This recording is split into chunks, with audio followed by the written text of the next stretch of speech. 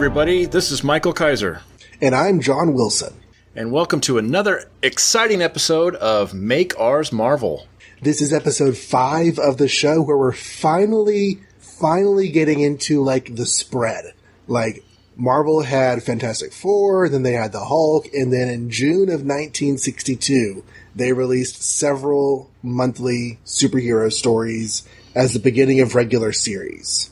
Now, we did one of those last time, Amazing Fantasy 15, which was immediately canceled, despite being probably, well, not to spoil our voting hands later, but probably the best of the bunch. But today we're going to continue on with June, with Journey into Mystery 83 is where we're picking up. Yay! So, first appearance of Thor. This is where Thor has his beginning. What's that? This is where Thor has his beginning, yeah. Yeah, Thor has his beginning. Cover dated in August of 62. I think you already said released June. And I get to do the summary on this one, so I'm kind of excited because for some reason I usually get the bad eggs, but I really like this one. So, let's see before we get into it, I just was going to mention one thing about the order that we're going in case anybody's wondering how we're picking and choosing that. Yeah. So there's this wonderful, amazing website, Mike'sAmazingWorld.com, where he has release dates, or at least estimated release dates, of every comic known to man, or most of them anyway. And so we're using that as a basis. So these are all the comics that were set to be released around June 5th, 1962. Now, some people will immediately come out and say, but the shipping was unreliable and all these other things. Yes, I understand that, but Marvel's intent was that these come out on or around June 5th, 1962. And then within a particular week, we have another fantastic website called the Complete Marvel Reading Order, where they have put every Marvel comic story in a chronological reading order. And so we're using, within a week, we have the comics sorted according to that website. So it's a little bit pedantic, but some of you are just as pedantic as I am. Otherwise, you wouldn't be listening to a podcast about this stuff. Yeah, so if the reading dates aren't exactly correct, and we're upset about that, we'll probably be at least covering stories that interlink in the correct order. Mm-hmm. Does it really matter if we get Thor and Ant-Man backwards right now? Not really, because they don't talk to each other, so whatever. But, when they start crossing over, we'll definitely be doing those in the right order. Yeah, when you have Avengers coming out, you have solo books and the team book. We'll try to get, the solo adventures that happen before the team adventure first, and the solo adventures that happen after the team adventure second, that sort of thing. Exactly. So, without further ado, back to the isolated issue of Journey into Mystery number 83 that crosses over with nothing.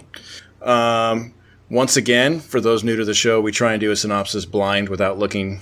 Obviously, we've read these comics for the show, but I'm not going to try and, flip through it real fast. I'm just going to see if I can remember what happened. So, starts out in Norway with a doctor named Donald Blake, and he's there to, I guess, enjoy the scenery, be on vacation.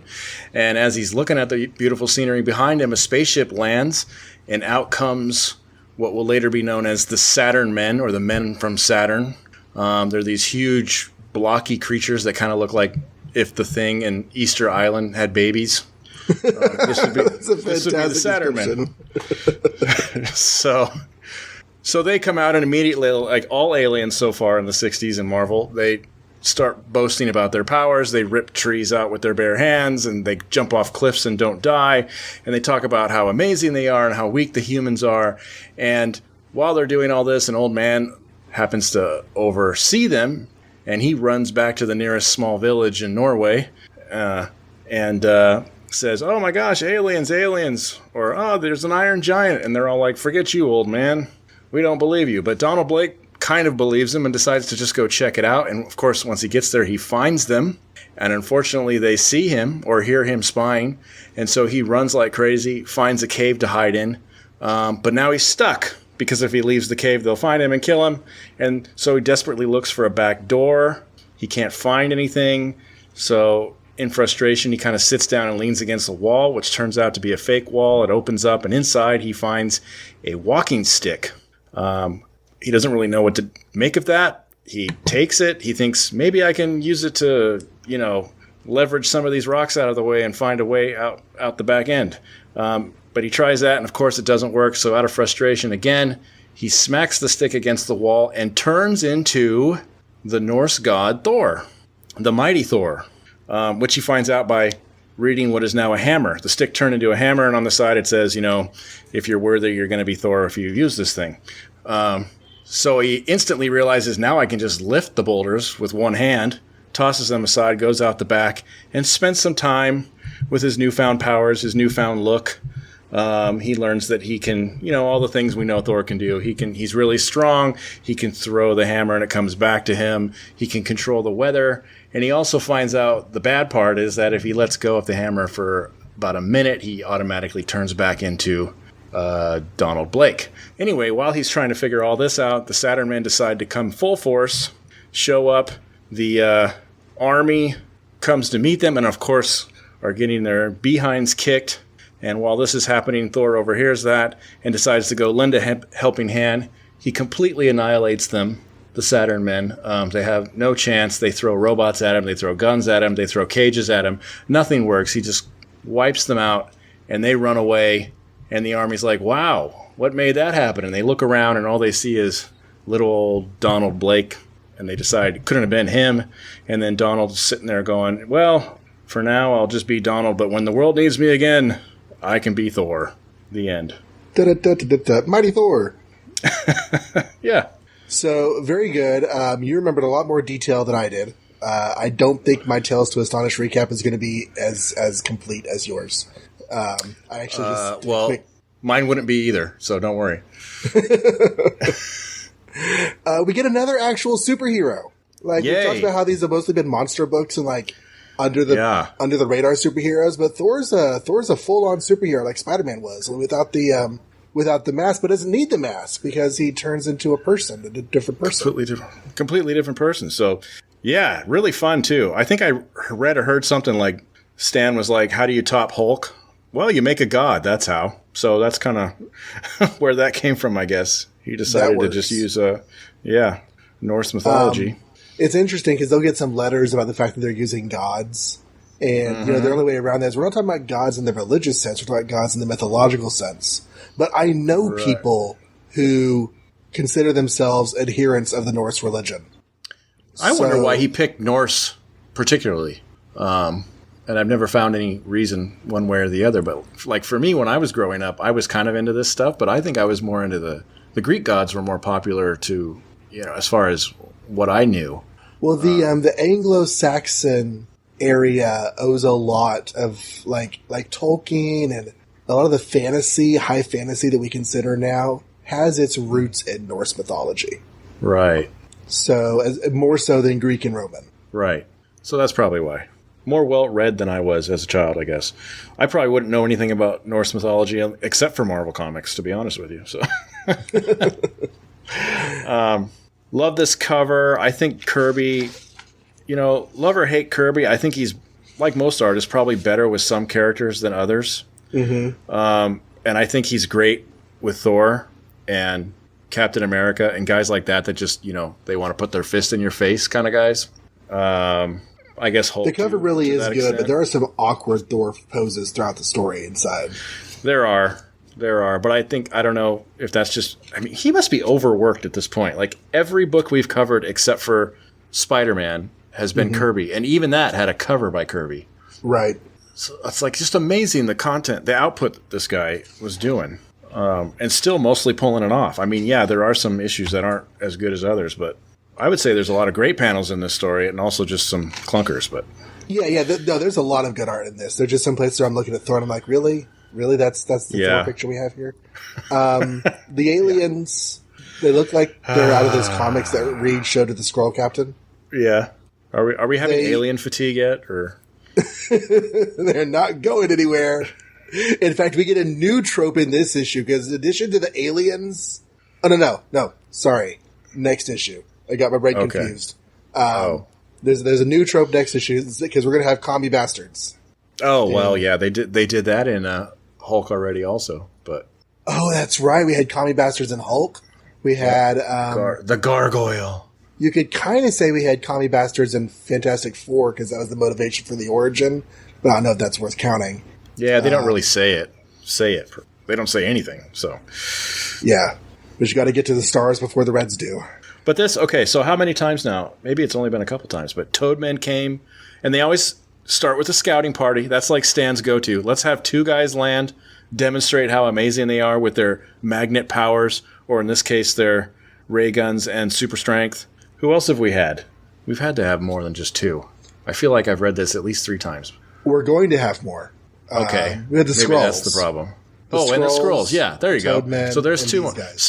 So they always have a couple come in and do some damage, see what it's like, and then they bring the whole force in, usually with no particular reason, like no communication from the 3 that they sent before, you know.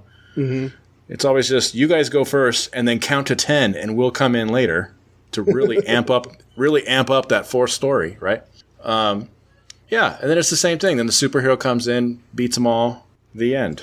And I was thinking about the basic core of the story is Donald Blake walking into a cave in Norway and taking a walking stick, that's the hammer.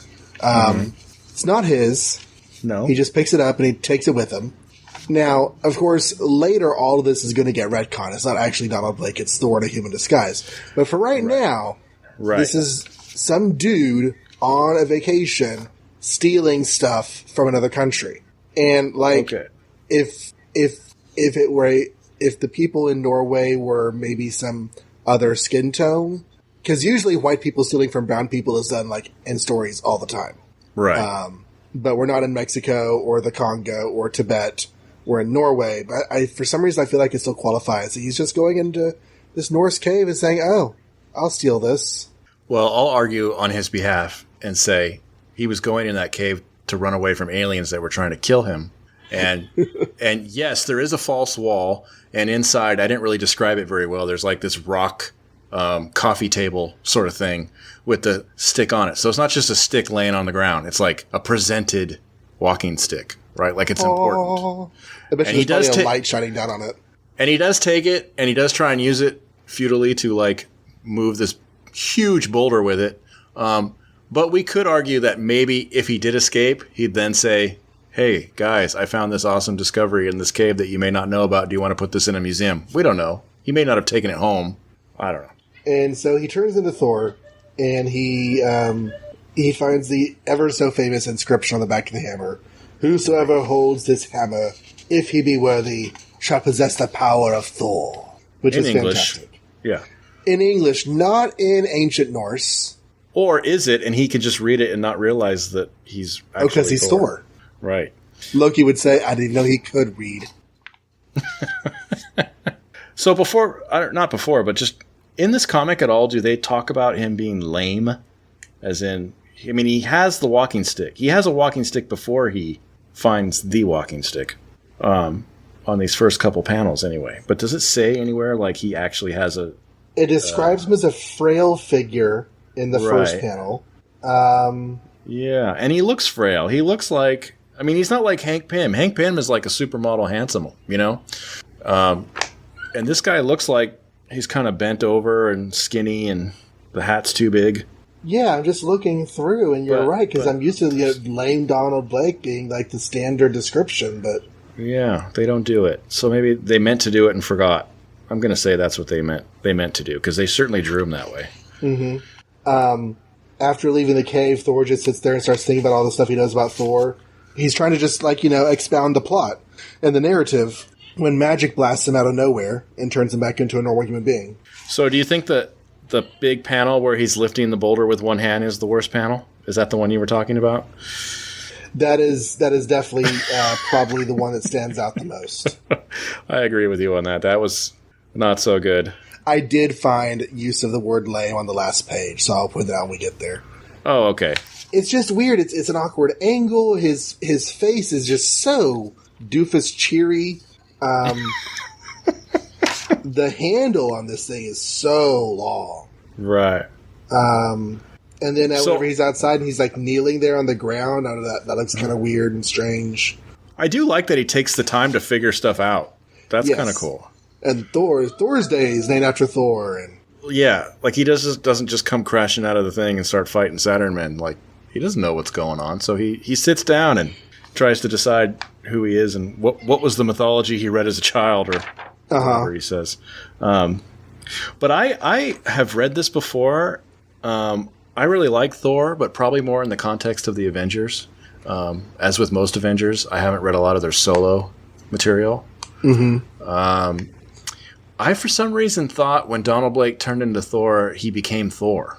And I know you said, it gets retconned later that Donald Blake is Thor, yada, yada, yada. But I thought for a while it was like a two-personality situation. It becomes more of that as time goes on. But in these early days, it seems like he's just Donald Blake who, totally, following the words of the hammer, has the power of Thor. Right. He doesn't turn to Thor and then go like, at last, I'm free. I'm Thor again. Right. Or they're not swapping bodies like Rick Jones and Captain Marvel. Or Billy Batson and Captain Marvel. Well, that's are they swapping bodies? I thought about that too, but I wasn't sure if that was just Billy Batson in his wise and strong state versus his child state, or if that actually is a different person.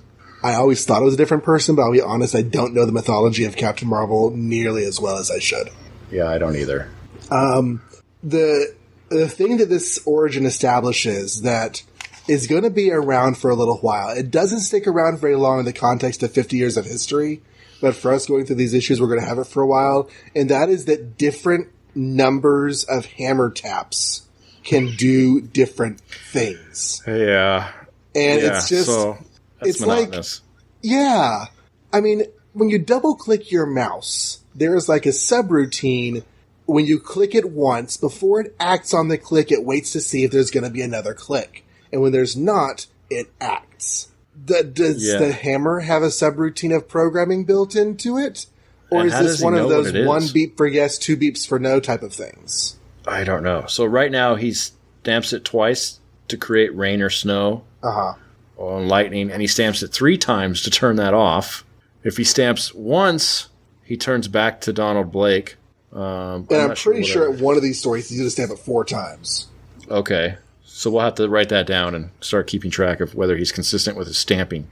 But it reminds me of that scene in Futurama whenever they're in the little Captain Pike chair. 1 beep for yes, 2 beeps for no. And she beeps twice, and he says, "Oh, that's a double yes." Right. Maybe the hammer is just magical and understands intention. I don't know. It is a magical hammer. It does many, many amazing things, as we will see in future stories. Yes. And then he just kicks butt. And I just love all this. This is where Kirby shines with Thor. I mean, this fight scene is just probably the best fight scene we've had so far, in my opinion. Yeah, the action here is really good, and all of the aliens have their laser guns, which on the cover look just like assault rifles. But now they look like alien laser guns. Yeah. Yeah, they do, don't they? Wow, I didn't notice that. And he chases them off, and he's like, "Nothing can conquer Thor, nothing!" I mean, turns out there actually still is a whole lot out there that can conquer Thor, but, I mean, Don Blake, he's been, he's probably feeling unbeatable for the first time in his life ever, so I don't blame him for getting a little crazy with power. Exactly, rightly slow. He just, stemmed off an invasion all by himself, so that's pretty awesome. And he has this cool red cape. Yeah, he's like you said, the first Marvel superhero we've had, because Fantastic Four, like we've already said multiple times, were dipping their toe in the water about even being superheroes, and they've never really been the traditional superheroes. They're always more like a scientific family that explores weird things and fights bad guys sometimes. Mm-hmm. Ant-Man has not really been Ant-Man yet. Yeah, we haven't even done that yet. Spider-Man is a superhero. He is. But he kind of takes a lot of the conventions and puts them on their head. I mean, he doesn't really want to be a superhero. He's going to end up being one, but he got the powers and cashed in on them. And he hasn't had any villainy yet. Yeah. His first issue was how many pages? 8 pages 11 of story. pages. 11 pages of story, and it was all just about him being a jerk. So we haven't got to him actually fighting any of his classic supervillains. So Thor and Hulk, of course, has just been the Hulk. Monster. Been a monster that doesn't even accomplish the major goals of the issue so far. We keep saying that's Bruce Banner. Monster just gets in the way. So here comes Thor with his red cape and his blue outfit and his awesome hammer that can create weather and spin around and hit 15 guys at once, and he's ripping through huge, thick iron cages, and it's this is a superhero. It is pretty cool. It is on that bottom row of panels there where they see Don Blake from a distance and call him a lame passerby with a gnarled old cane. Okay. And then, so why do they put Thor with 2 R's there? That's a total misspelling. Okay. They weren't trying for something. It's one of those hilarious things that, quirks, like Peter Palmer in Amazing Number 1. It's one of those things. Someone thought it didn't look complicated enough for a god's name, so they added an extra R. Something like that. But just like Spider-Man kind of takes the secret identity thing and spins it on its head, this is something Marvel's doing. They're playing with the secret identity thing. Mm-hmm. Like, this guy has a lame leg, and he turns, taps his cane and turns into a powerful god. Right. And so it's not really a secret identity in the sense that, oh no, if they discover that I'm actually... I mean, someone could go to Bruce Wayne's house and find the Batcave. Someone could follow Superman home and find out he's Clark Kent. Donald Blake and Thor are 2 totally different people. Someone could be hanging out at the newsroom, pull a gun, shoot Clark Kent in the head, and he wouldn't die. Right. You shoot Donald Blake in the head when he's not looking, he will die. And then Peter Parker's secret identity, he hates being Peter Parker. Right. His secret identity is a shitty life. Right. Dr. Banner, he can't control the changes. So there's no private life being of the Hulk. Yeah. Yeah. There's no private life of the Hulk where I'm the Hulk when I want to be a superhero and then I go home and be Dr. Banner. No, he can't control it. And of course, we've already talked about the Fantastic Four. They don't really have secret identities yet. That's going to change next episode probably with Strange Tales. But meanwhile, the Thing hates being the Thing. Yeah, but their faces are all public. Is what I was going to end with. Yeah, yeah. But even still, the Thing hating being the Thing is kind of unusual for a superhero too. Right. So none of these guys so far are doing their superhero thing and then choosing to live a less awesome life in the private time. It's all just kind of being thrust upon them. So essentially what we're saying is Stan Lee was really, really mean. If you read that Bible from the first episode we talked about, he really wanted to make all the Fantastic Four suffer. Yeah. Invisible Woman constantly invisible, and it would hurt for Mr. Fantastic to stretch. So he's looking for drama. He doesn't want to just make a superhero and have all us kids live vicariously through them, scot-free. He wants to give them dramatic issues, problems. Which I think is a great way to shake up the genre. Yeah, I mean, this is what put Marvel on the map and made it a contender, really. Any other thoughts on Journey into Mystery 83? No, just that it was really fun. Well, that was only 20 minutes. We might get 3 minutes this episode. Yeah, really.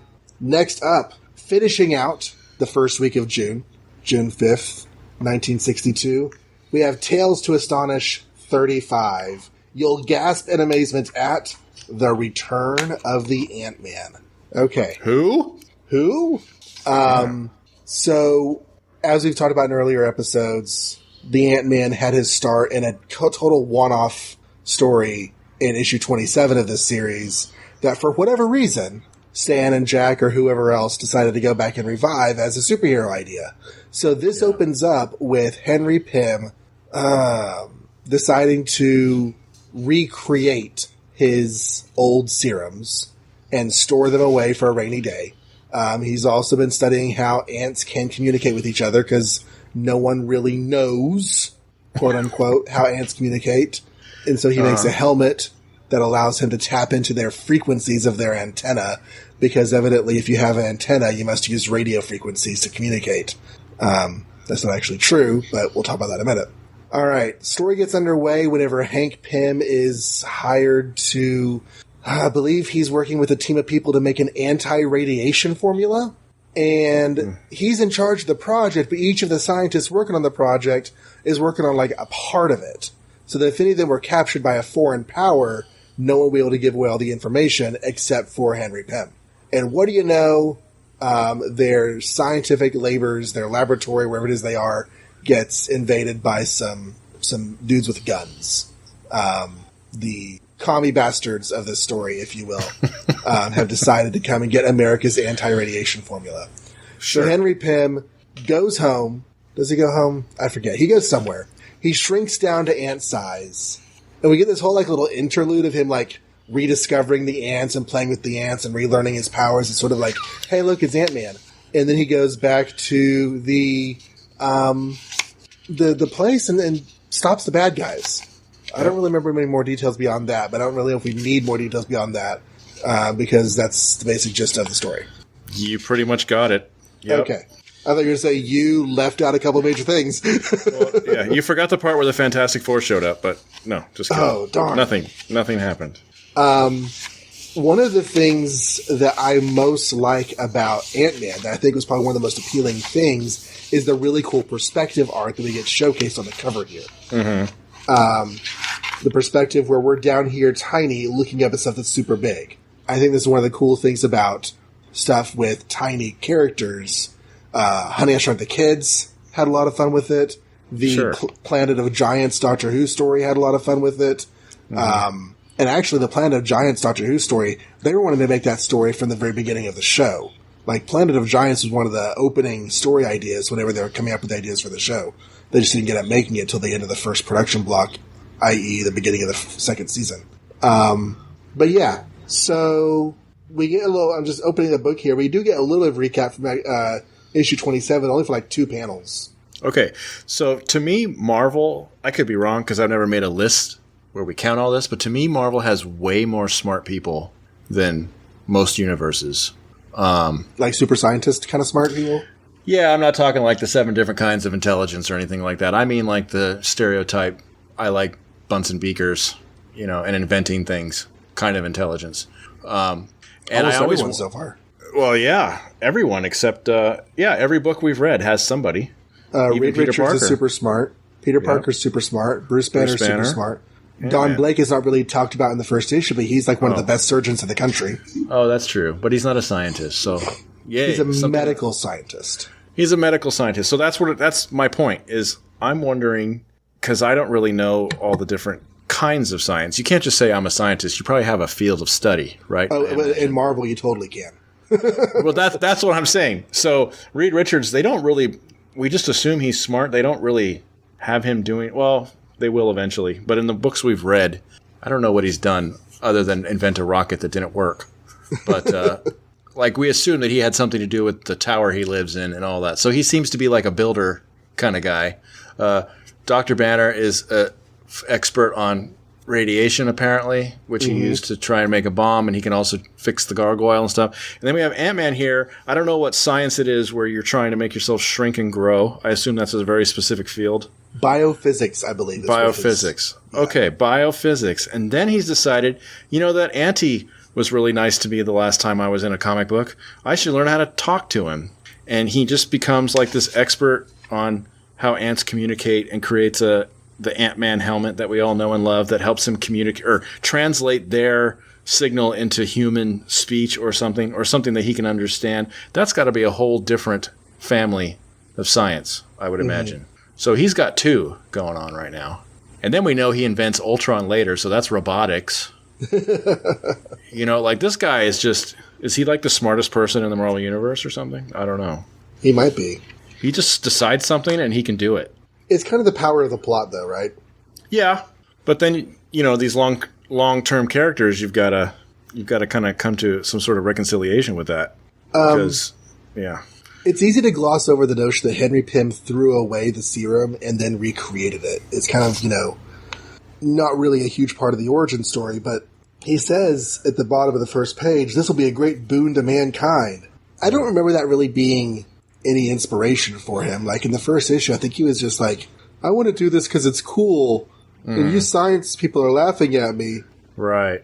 Yeah, this is kind of like the first retcon already. And again, we'll find out later that he's driven by memories of his wife and promises he made to her and some such junk. It's also like one of those serials where like the car drives off the cliff at the end and you go, oh no, they're dead. But then the next episode you see that they jumped out 5 seconds before it went off the cliff. It's like, or like the MASH movie where Major Burns gets sent off to the funny farm, but the MASH series, he's there on. Right. Yeah. They get to go home at the end of the movie, but they're still in the war at the beginning of the series.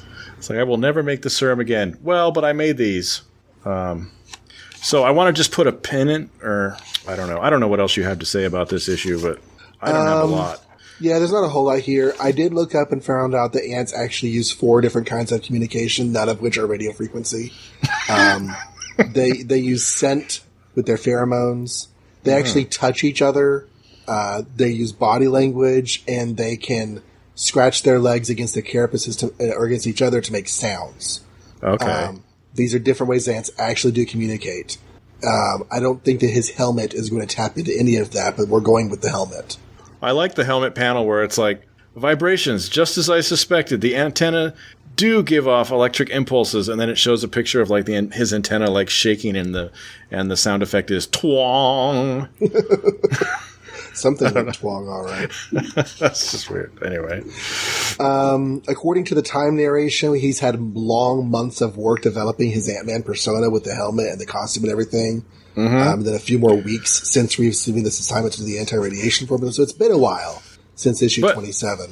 But all this costume is for the purpose of his study on communicating with ants. I think the jumpsuit is just to look cool. I don't think the jumpsuit has No. He said it's so that if they bite him, it won't hurt. Oh, okay. Well, and that's what I want to. That's what I want to put a pin on. I don't want to talk about it yet. I want to talk about it next issue. But there is a panel here that says its closely woven fine steel mesh protects his human skin. That's why he made it. From razor sharp mandibles and all that stuff, right? But then note, the Ant-Man's costume is made of steel mesh consisting of unstable molecules, which stretch and contract as his own body does. Now, that's all I want to say right now, because my point has to come after Fantastic Four. Okay. But let's just remember that. I did write down that this is the first issue that mentions unstable molecules. Yes, technically it is. Which Lily at 10 was like, wouldn't those be molecules that are about to explode? Isn't that what unstable actually means? Yeah, I actually really love the title. It makes no sense. It means nothing. But it's just such an easy way to explain when somebody has to ask, like, how come that guy's shirt didn't rip? Or whatever. Unstable molecules. Oh. And whenever he's small this time, he's surprised at keeping his strength. So his formula is actually slightly different now, and it's more appropriate for superheroing. He can actually be super strong now when he's small. Or he didn't pay attention his last appearance because he was throwing really heavy objects at those ants. So yeah, maybe maybe he was too busy being scared. And the only other 2 points that I have are that he can't be heard when he's Ant-Man. I don't know. It's something. I don't think that lasts. No, I imagine you can make that into a microphone, that thing in front of his face. Yeah. And it ends with him talking about how he'd be forced. Will I ever be forced to become the Ant-Man again? And like you don't love every minute of it, Hank. I know, really. Yeah. So, yeah. Yeah. I mean, it was fine. It's cool. I like the next Ant-Man story actually a lot more than this one. Okay. That'll be interesting discussion then. Yeah. Anything else you have on Tales to Astonish 35? Nope. Okay. So, the Fantastic Four 6... is the only other June comic. It came out June 12th, which was the next week. And I get to summarize that one, so I get 2 awesome comics in one episode. Lucky me. The rate we're going, I might have 2 awesome comics this episode as well. No, we'll talk about this one a little more, I think. Okay, so Fantastic Four number 6. Oh, I'm drawing a blank already. Okay, it starts out with the Torch flying around looking for Namor, who they lost 2 issues ago. And if you recall last issue, Dr. Doom got away. So really they should be looking for 2 guys. And his sister's kind of following him around on the ground. And they go back home and they kind of have a little family hangout. And they are reading fan letters, good fan letters for like Reed, and bad threatening fan letters for the Thing from the Yancey Street Gang. Meanwhile, we cut to Submariner, who's working on his synchronized swimming routine with his dolphin friends. As you do. As you do, if you're an Atlantean. And Dr. Doom shows up and kind of invites himself over to Submariner's hangout. And he's like, Subby, I've heard good things about your evilness. Why are you not doing it anymore? And then he sees a picture of Sue on his nightstand or his mantle or on his chair or something. And he goes, oh, you don't want to fight the Fantastic Four because you got the hots for that girl. And he's like, shut up, man. So then Dr. Doom goes, but think about it, man.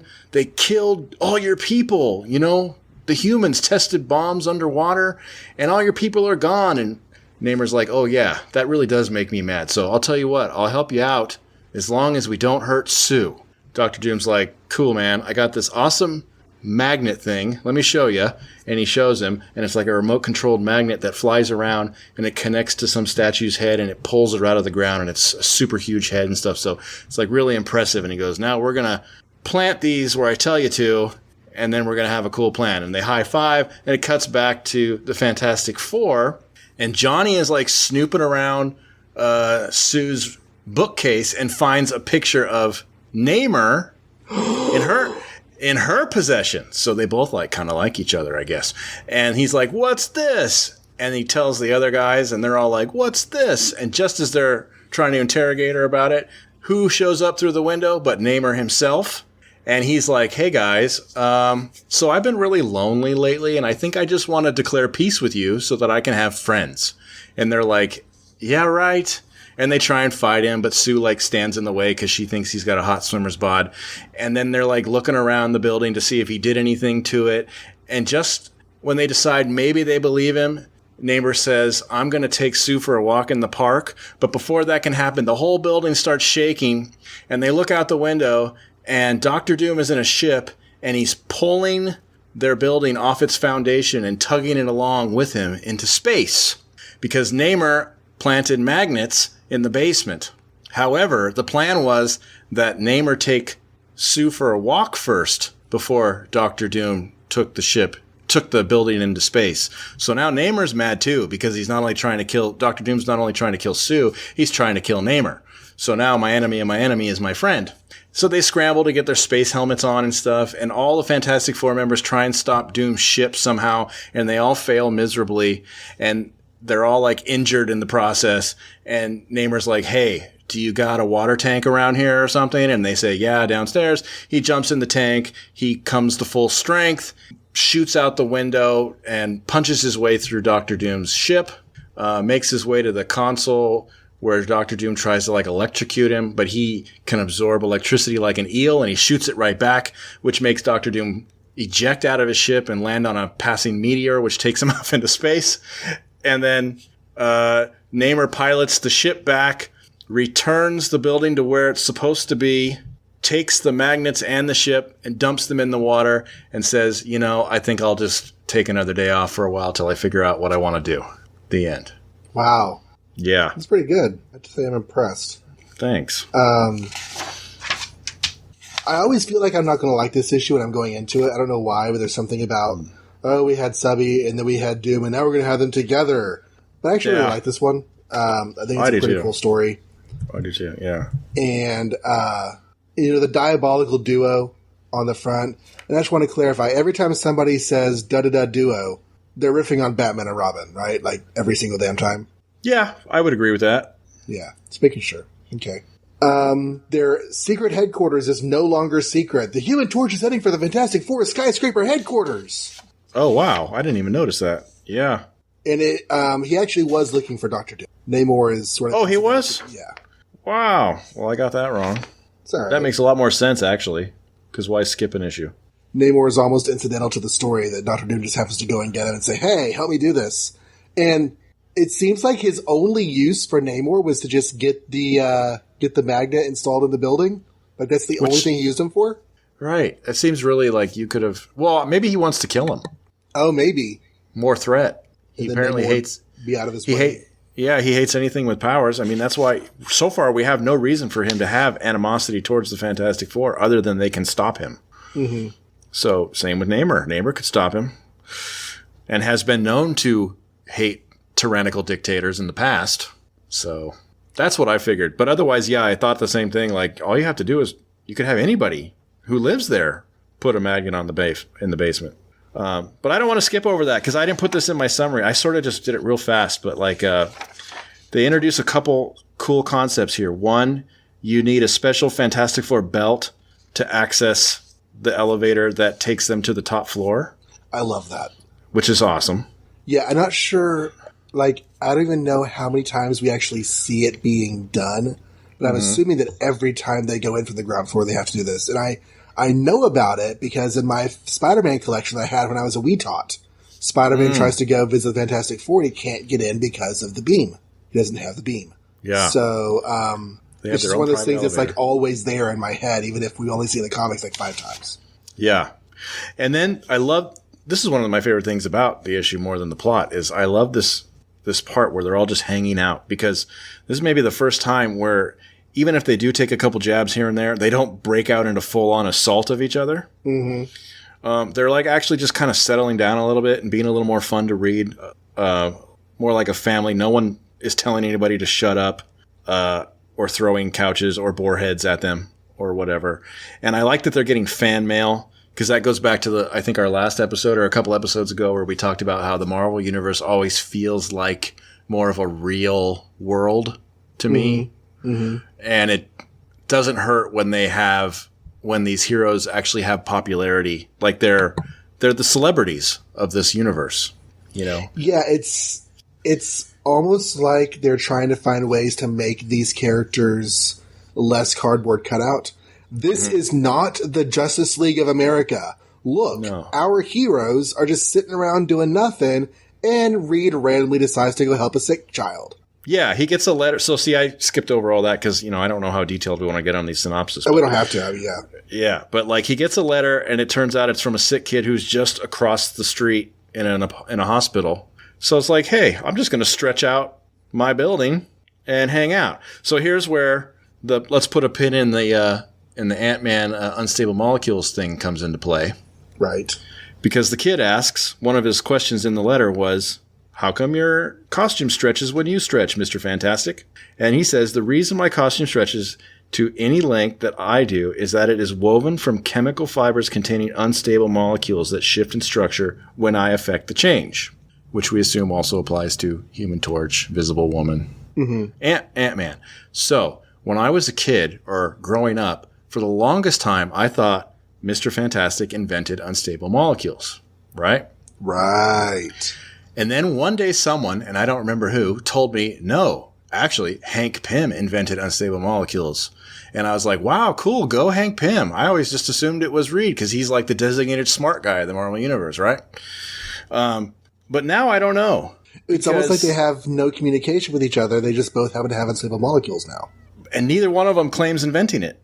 The only thing I'll say is that we've seen these costumes behaving this way since issue 3. Okay. So even though, and Tales to Astonish 27 happened, that was released the same time as issue 2. So thinking about Marvel time, they get the new costumes in issue 3 made of unstable molecules, even though they don't call them that. And then there are months for Ant-Man between 27 and 35. So in theory, developments in unstable molecules by Reed Richards could have been made known to Hank Pym somehow, either through scientific journals or he uses his ants to spy on them and find out what they're doing and everything else. Okay. I don't know what. But I think there are ways we could retcon it, but probably Reed Richards is the one making the molecules. But you could say that exact same sentence backwards and it still works for me. That Henry Pym did it in before Reed Richards 3? read the article. Oh, yeah? Why not? Who's to say when he did it? He's been a scientist for a while. That's true. And his clothes shrank in his first appearance, even though apparently that's impossible. Well, his clothes got wet. Okay. But Mr. Fantastic and his clothes stretched in Fantastic Four #1.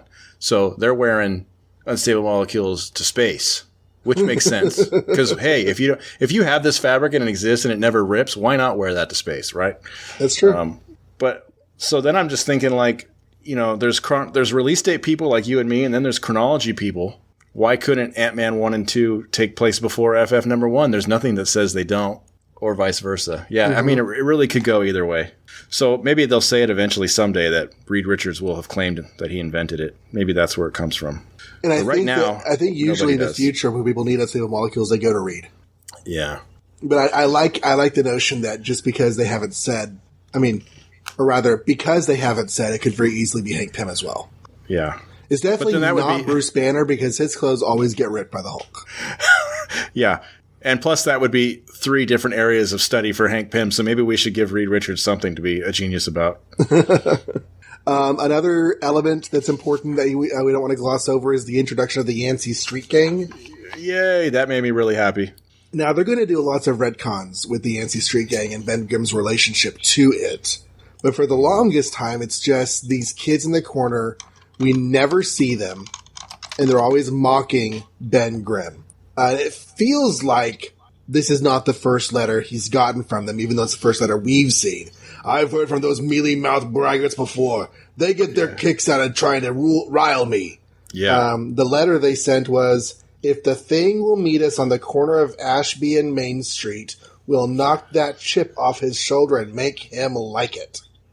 And how does he answer? Go ahead, say. It's amazing. He takes a square, 3-inch thick chunk of metal. Yep. It's basically the size and shape of a phone book, only it's titanium steel. Titanium steel. 6 inches thick, he says. And he rolls it up like a Swiss roll. Yes. And says, stick this in an envelope and send it to him. I love that. And I love Johnny's face on that last panel, too. Ooh. like even Johnny, who doesn't like, the Thing and Johnny always poke at each other, but even he can't help but be impressed. Right. By that amazingness.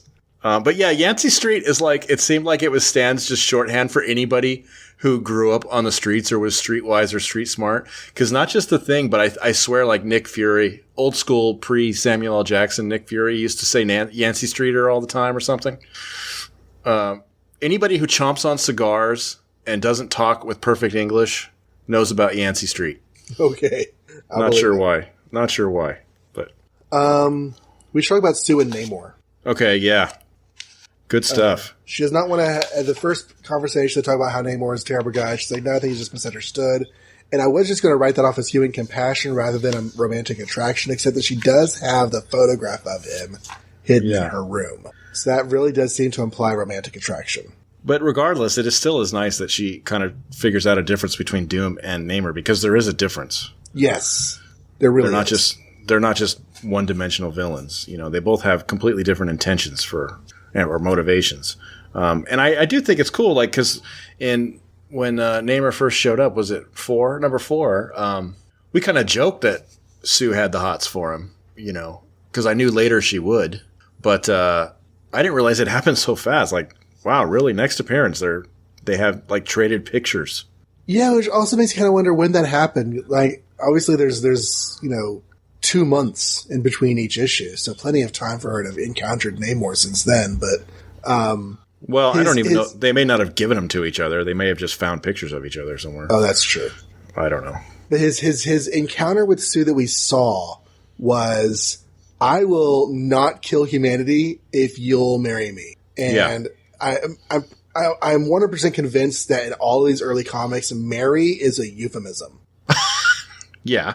Because they can't say that. Comic. So if you'll go back to my place and bang, then, I'm not going to kill everybody. She's like, how can you ask me to do that? What kind of decision is that? But putting pictures on your coffee table suggests that he cares more than just that, maybe. Yeah. He doesn't even want to hurt her. He doesn't want to attack the Fantastic Four or the world because it might hurt her. Which is good of him. Yeah. But then you wonder, what's the motivation there? I mean, he's an Atlantean. I wonder if they'll retcon that at some point and explain why he's so enamored with her. For some reason, I can understand why she'd be, interested in him, because he's just, an Atlantean and a prince, and he looks good and super powerful and all that. And he's, obviously troubled, so that sometimes attracts women, when you're the bad boy or whatever. But I don't know why he would want her necessarily so quickly. Maybe she's just the first human woman he's seen. All of his people down in the water are blue. Well, he fought with the Invaders and All Winter Squad and all that. But yeah, that's 20 years ago. It's been a while. Yeah, that's true. 20 years ago. It's been a while. And he did have the policewoman back then that he had kind of sort of not really romantic as the 1940s stories, but there was a policewoman that he was friends with back in those days. Was she blonde? I think she was blonde, yeah. Well, there. We just solved the problem. Give us Sue a prize. reminds him of his policewoman friend. Yes, I love that. Okay, I'm down with that. That's my continuity. When we see Dr. Doom, page 6, he says, "Show me the puny mortal who does not tremble at the name of Dr. Doom." And I'm like, at this point, probably lots of puny humans haven't even heard of him, right? Maybe not the name, but if he was standing in a room with me, I'd be pretty scared. Yeah. But yeah. He's basically Darth Vader. Or Darth Vader is basically Dr. Doom. I skipped over all that, too. His technology is he's got a plane that can also turn into a submarine. And there's all these... it's a really cool scene of, them going into the destroyed Atlantis and checking out Namor's apparently oxygen-filled room. It's really cool designs. I found it kind of haunting going past all those abandoned, decrepit buildings. I mean, when we get to the first annual, he's going to find his people, but right now he has no clue where they are. There's the entire world full of ocean, and he has all he has is their wreckage and their ruins. But yeah, and that helps. Inside his room, there's no water. Well, Dr. Doom's just standing there. I assume there's no water. Yeah, it's like, why? You're an undersea creature. Why is there no water? Maybe he can press the no water button and have guests or something. I don't know. It goes. Well, he's half, so maybe that was designed specifically for him because he doesn't always want to be in the water. I don't know. Do we know that he's half? Was he always half? Is he half, or am I making that up? No, he's half. Okay, they establish it in Marvel Comics #1 that he is. He is an Atlantean woman with a human. Okay, so maybe he just likes living in both worlds a little bit. We fast forwarded before. Have you ever read the Namor series by John Byrne? I've not. I've read none of that. Do you want me to spoil something for you? Sure. Especially if it's retcon stuff we can know about now. Yes. So John Byrne decided to explain why Namor is bat nuts crazy sometimes, and other times he's a hero. Yeah. And it turns out his half Atlantean, half human heritage causes an imbalance in his brain. Oh. So, like, if he doesn't spend equal parts in one area or the other, he goes nuts. Oh. And then this doctor in the series, created this serum that could help him maintain his stability so he wouldn't just be, fighting the world all the time. So it's actually physiologically good for him to have this water bubble down here to spend time in. Yeah, whether he knows that or not, he probably just feels better maybe sometimes to get out of the water. Interesting. No, I'm glad I did not know that. I'm glad you brought that up. What's cool is Fantastic Four #4, you throw him in the water, or even when he was a bum, he was just really crabby. But then you throw him in the water and he wants to destroy the world. Here, it's like he kind of wants to just be left alone. Well, he wants to destroy the world because he goes to find his people and finds everything destroyed that sets him off. Yeah, so you can understand that reaction. But now his temper's cooled a bit. Right. And then here we have on page 9, Dr. Doom is playing the devil on his shoulder. Oh, he's so a jerk here. Oh my God. Yeah, it's a great 3 panels. You could just see the distraught face of Namor just getting more and more converted to Dr. Doom's attempt to make him attack the Earth again. Yeah, or the land or the Earth or whatever. Yeah. It's really good stuff. And so you kind of feel sorry for Namor, okay, he's just kind of trying to back off and be his own guy and stay out of the way, and then here comes this dude to be a bad influence again. And Dr. Doom starts it off by saying that men no longer speak your name in fear. And I'm trying to think, so back in the Invaders days, there were definitely times whenever Namor stopped being the hero and became the menace again. And the other people had to stop him. Maybe not in the Invaders comic, but in the original comics, the Invaders comic sort of ties into. But it's been 20 years since then. So other than his one attack a few months ago, people aren't really thinking about Namor right now. Yeah, I imagine. Well, he did. Giganto destroyed a good portion of New York. Mm-hmm. So I guess you could say he made an impact. But yeah, maybe he's thinking more along the lines of, when you say the name Hitler, nobody likes that. But when they say Submariner, no one remembers you. Yeah, Hitler is now derogatory and contemptuous. Whereas when he was actually in power, it was a name of fear. Yeah. And then we get the miracles of magnetism. Yeah, Stan does not understand magnetism. At all. But he likes to use it as a way to make things happen. Okay. Oh, before the magnetism, I want to play the pronoun game. Okay. Page 12. They find the picture. Johnny's like, hey, this guy's a villain. Why are you got the hots for him or whatever? She's like, give me that back, you brother. And he burns it. But he doesn't just burn it. He tells everybody. So he's a bad brother. He doesn't keep her secret, right? She's horrified. And Reed says, I think you owe us an explanation. On behalf of the Fantastic Four, why do you have a picture of a villain, of one of our villains? Instead of, I think you owe me an explanation, as in, I thought we were a couple and you've got a picture of a shirtless guy behind your bookcase. Yeah, and this is right after Ben is actually kind of sad and disappointed. All a gal wants is a good-looking guy. It doesn't matter if he's the most dangerous creep on Earth. So we're continuing. So they really backed off. Huh? They really backed off on their relationship to the point where they have none. Yes. Yes. The fiance status in issue 1 is gone by now. And I kind of gave some headcanon at the time of why that was. So their relationship is basically done now because he's turned them all into freaks. Yeah. And they've been rebuilding. They're a team again. But Reed is really hedging his bets with her. He is not making any assumptions. Maybe hedging his bets more than she would like, because I think she would like him to be a bit more assertive about it. Yeah, because like to me, Reed and Sue are just a couple. They're an item. They always are. They always have been. But if I really think back, other than the one line about them being engaged, they've made no real reference to them being a couple at all. Yeah, it's been gone. No kissing, no hugging, no cuddling.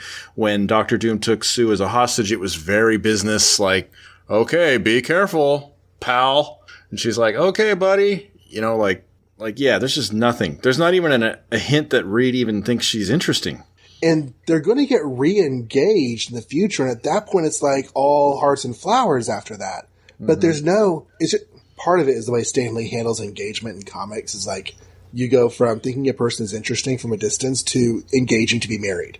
There's no intermediate step. Yeah. Well, let's go with your headcanon and just assume that there was a really, really bad fight. Right. And they're both just like completely cold towards each other. And it's going to be a while. And maybe she still, has that relationship with Reed in the back of her head. But right now she's also got this picture of Namor. Namor's pretty hot, especially without any clothes on. Like he's walking on the streets there on page 11.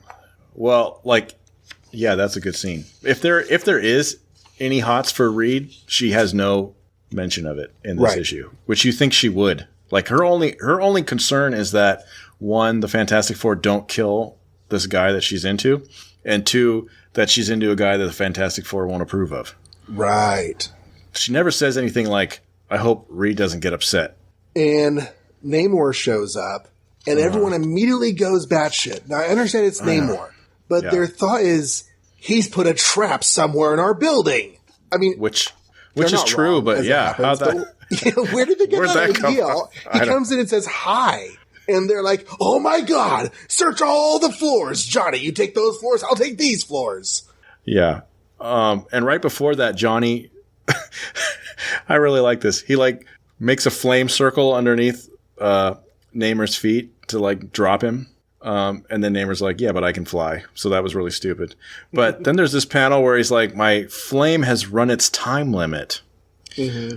Has that happened yet? Or is this a new thing they've decided to add to him to make him less powerful?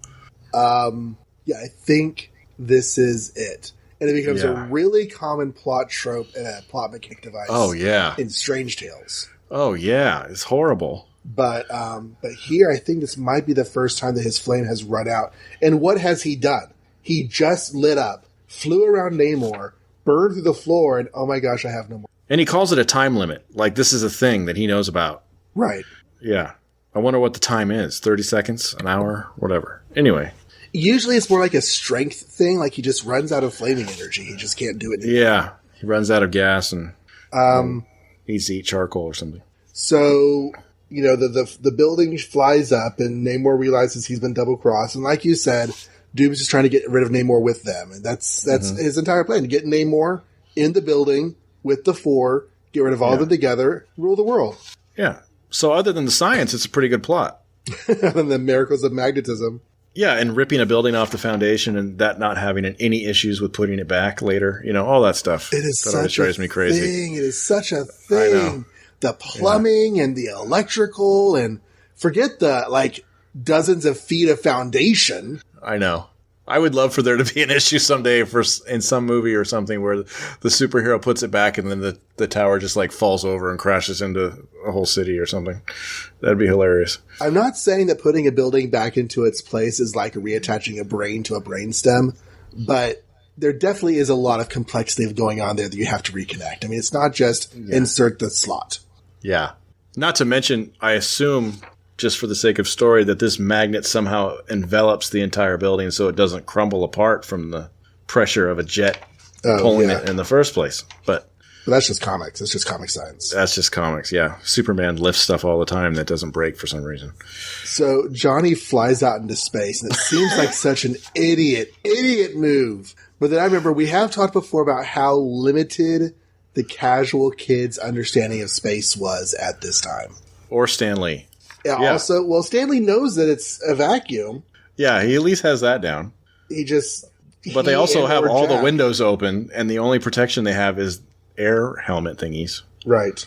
So you would think, what about cold and getting through the Earth's the whole like everything being super hot when you go through the Earth's whatever that thing is. Well, that's if you're falling. If you're falling at speed and the wind friction can burn you. If you're launching, I don't think you have to worry about that as much. Oh, well, see, I don't understand space either, so it works out. But like Reed stretches his arm out to grab Johnny, and it's like that doesn't freeze him to death or anything like that. But hey, unstable molecules. Maybe that answers that question. But the rocket exhaust does scorch him. Yeah.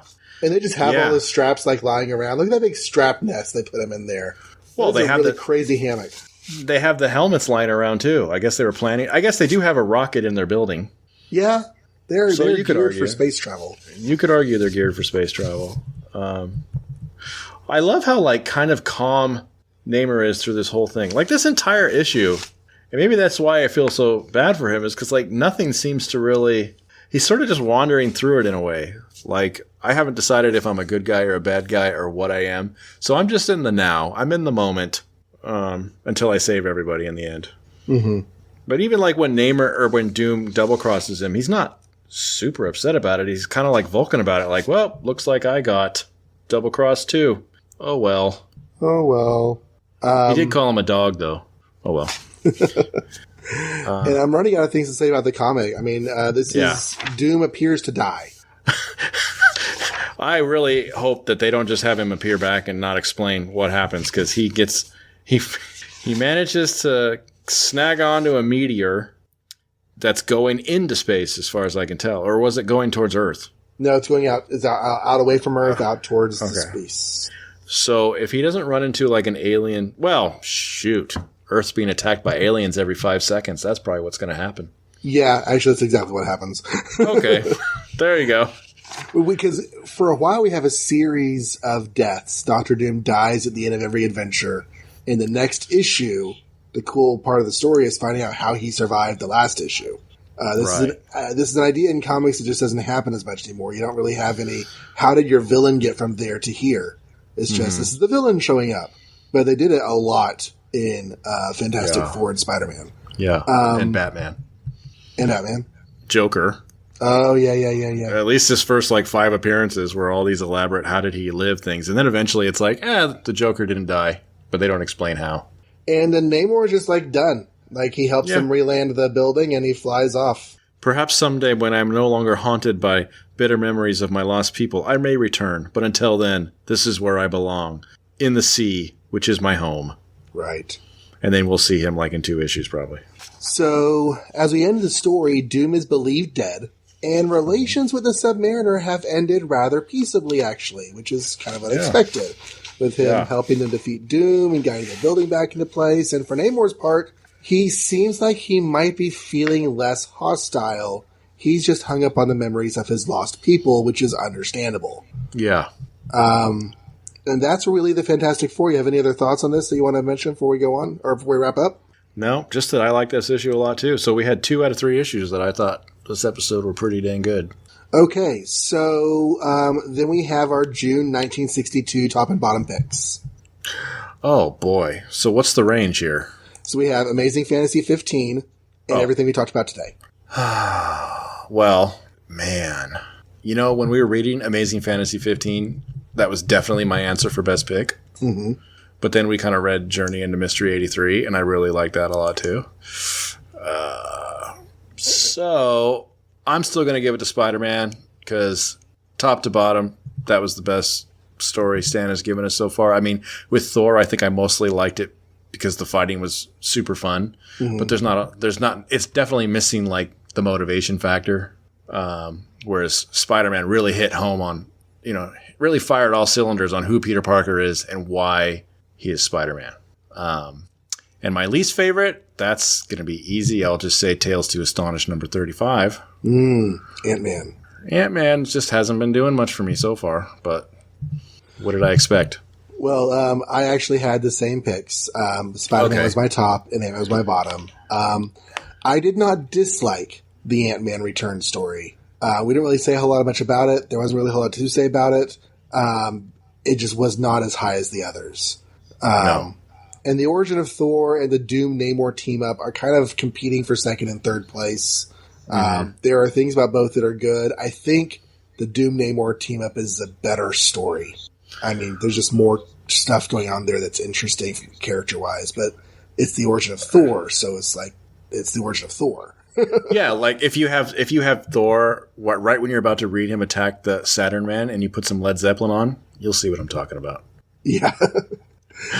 Okay, well, I think that is the end of our episode. Wow, it's picking me up really loudly for some reason. I didn't notice that earlier.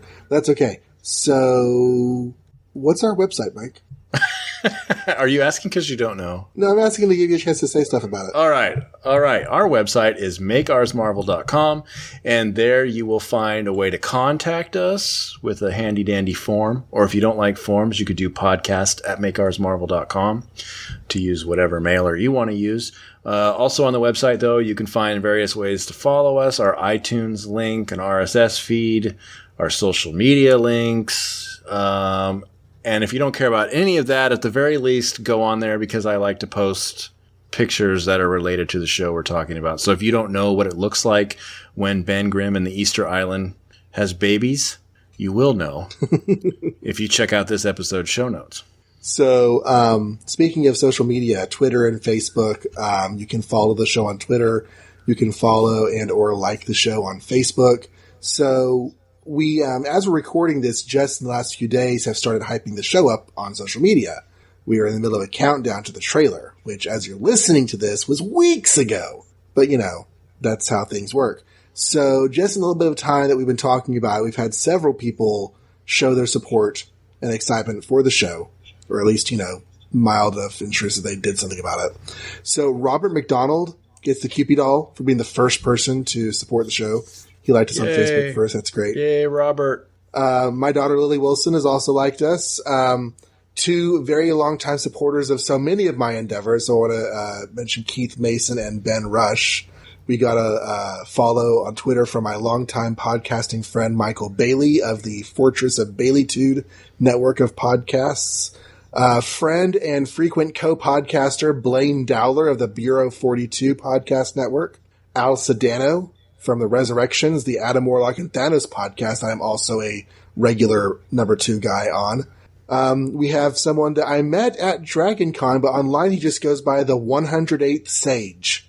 Wow. So thank you for the follow. Jason Venable from the podcast that goes Snicked, which, if you can't tell, is a Wolverine show. The Epic Marvel podcast, which covers the Marvel Epic collections. They dropped us a follow. Jack Alberti of the Comics Lost in Time blog. Scott McElroy from the weekly Drunk Pete web events. Troy Max, Mark Lax, Gord Tolton, the Crack-a-Thum podcast, Jam Bob, who happens to be in the same town that I live in, so that's crazy. Rob H. and Don Rabideau, who is a graphic designer over at donrabideau.com. And finally, Daniel Doherty of, the Dohertys. So. Oh, the Dohertys. Yes. Thank you, everyone, for sending us your support through the Facebook and the Twitter. That is very, very kind. And hopefully you have been enjoying the episodes. And I think that wraps us up. Yeah. I think we are done. We got three in this time. Awesome. Yeah. So, until this whole Submariner and Doctor Doom team-up idea gets a whole series devoted to it, make ours Marvel.